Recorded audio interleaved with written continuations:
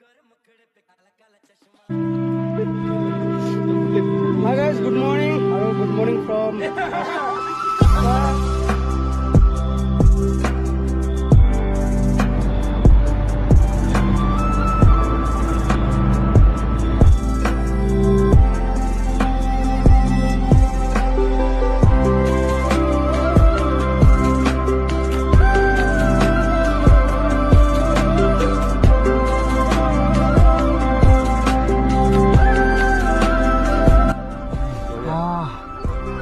Jola.